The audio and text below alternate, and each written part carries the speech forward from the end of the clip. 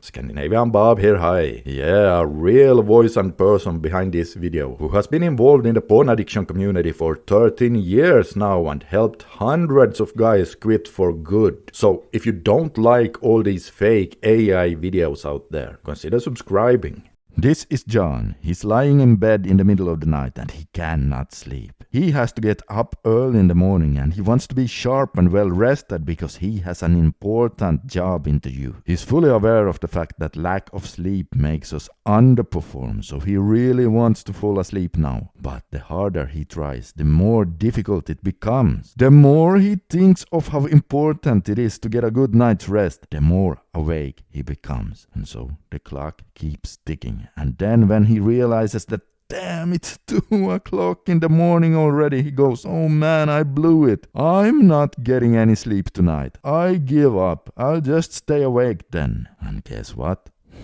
That's right. Now he falls asleep. Well, guys, he just stumbled onto something called the law of reversed effort. Like the famous philosopher Alan Watts says, when you try to stay on the surface of the water, you sink. But when you relax and try to sink, you float, unquote. Yes, it's an interesting phenomenon, and the funny thing here is that this tends to happen with almost everything in life. If you have low self-esteem and you go out chasing girls, but you are very needy and desperately try to get validation from them, it almost never works. The harder you try to do that, the less interested they are. But if you just go out trying to have fun, well, then things can start to happen. And believe it or not, but this phenomenon does apply with long-term goals as well. The more desperate you are for a specific outcome, the harder it can actually be to achieve it. Now, pull the brakes here, because here is where so many people go wrong. You see, once they discover that there is such a phenomenon out there, they go, oh cool, so the secret is to just stop trying then. And yes, in many cases that really works, like for example with the guy who couldn't sleep. But when it comes to more long-term goals that are more complex, if you just stop putting in effort, there's no way in hell you're going to achieve them. This is Scott, and he's struggling to get his business working. He's afraid of failing, and he just discovered the law of reversed effort. And so he goes, okay, since I'm afraid of not getting any results, I'll just simply stop putting in the work and the results will come.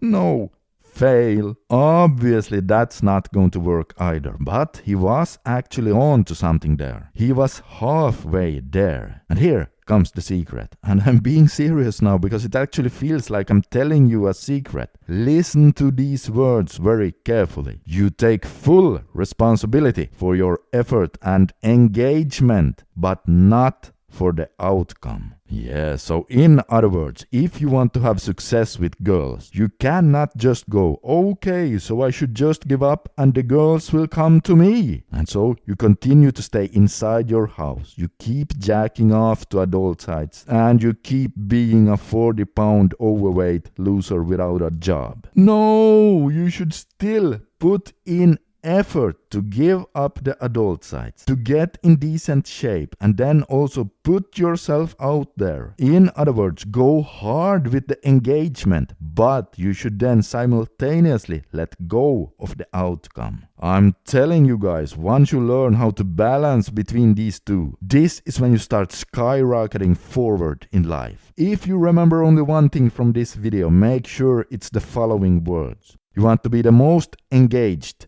yet least attached. Have any of you ever wondered over the alcohol recovery 12-step program, where one of the steps is something like admit that you are powerless over the alcohol? Now, how come that works for some and not for others? Well, that's right, because some people then obviously go, oh, so if I'm totally powerless, I might as well keep drinking then.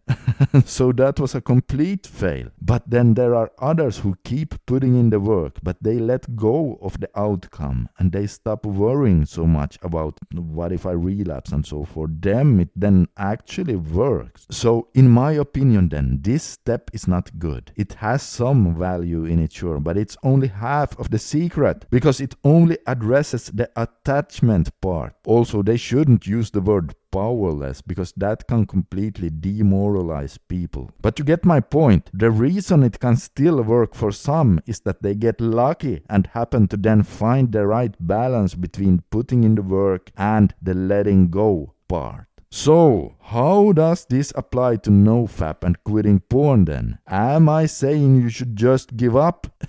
No. But it does apply in several ways. For example, if you are afraid of your urges and you resist them, then you are actually more likely to relapse. Let the urges come and then just notice them without judgment. Surf on them and they will go away after a while. Or if you are staring yourself blind on the day counter to the point of you starting to obsess about the numbers, well, then you could also start making it harder for you than necessary. Now, that's not to say there's anything wrong with counting days. It's how you do it. I hope you get that. Don't obsess. So do all the hard work. Put in the effort, but don't obsess over the results. And guess what? The irony of that is that then the universe is more likely to actually give you those results.